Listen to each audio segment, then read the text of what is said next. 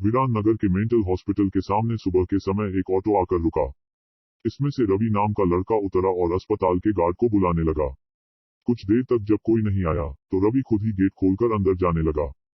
जैसे ही रवि ने गेट खोला, एक आदमी ने उससे पूछा कि तुम टीवी ठीक करते हो?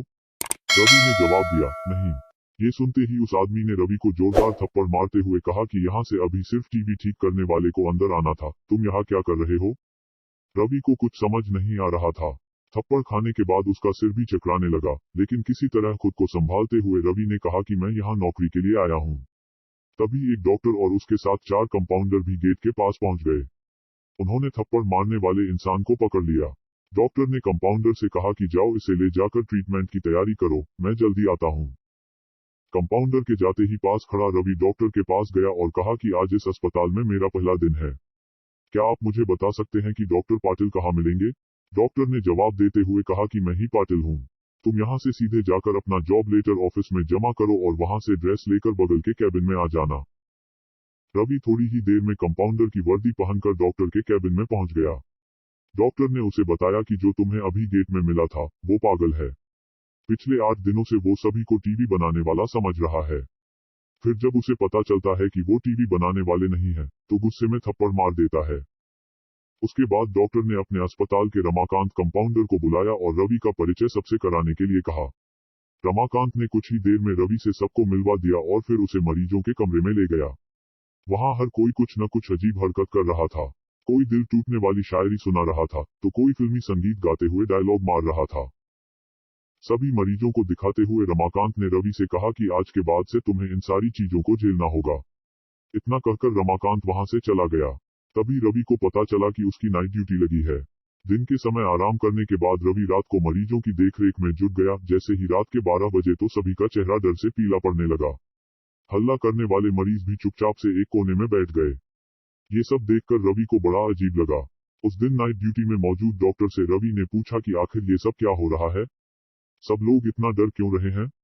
डॉक्टर ने जवाब दिया, इस अस्पताल में रात 12 बजे के बाद भूत घूमते हैं। वो सारे भूत इसी अस्पताल के पुराने मरीज हैं जिनकी इलाज के दौरान मौत हो गई थी। तुम संभल कर रहना।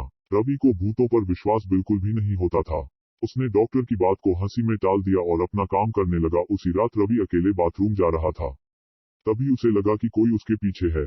मुड़कर देखने पर कोई नहीं दिखा। कुछ देर बाद उसे फिर ऐसा ही महसूस हुआ। रवि ने सोचा कि भूत की बात उसके दिमाग में घूम रही होगी, इसलिए उसे वहम हो रहा है।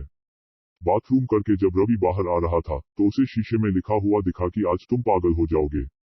रवि को लगा कोई उसके साथ मजाक कर रहा है, इसलिए उसने इस बात पर गौर नहीं किया और अपने काम पर लग गया। कुछ देर बाद रवि को एक तेज चीख सुनाई दी। वो दौड़ते हुए आवाज की ओर गया। जैसे ही रवि वहां पहुंचा तो एक पागल ने दरवाजा अंदर से बंद कर दिया। किसी तरह से रवि से उस दरवाजे को खुलवाया। दरवाजा खुलते ही उस पागल ने रवि को हवा में उछालकर गिरा दिया।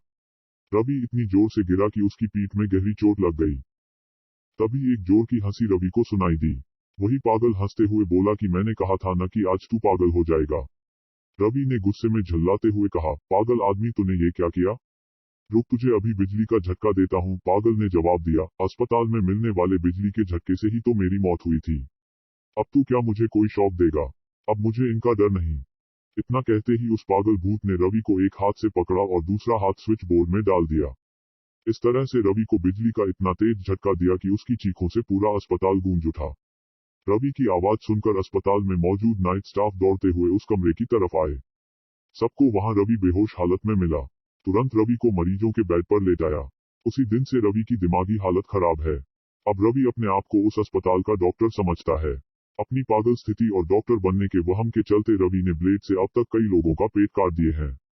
हर रात उस भूतिया अस्पताल से रवि की तरह ही चीखने की आवाज आती है और किसी न किसी को वो भूत रवि की तरह ही पटक देता है। ये चीखने की आवाज हमेशा उसी समय आती है जब रवि को बिजली के झटके दिए जाते हैं। कहानी से सीख, सामने वाले की चेतावनी को हल्के में लेना खतरनाक हो सकता है। हमेशा सतर्क रहना चाहिए। थोड़ी सी भी सावधानी हटने पर भयानक दुर्घटना घट सकती है।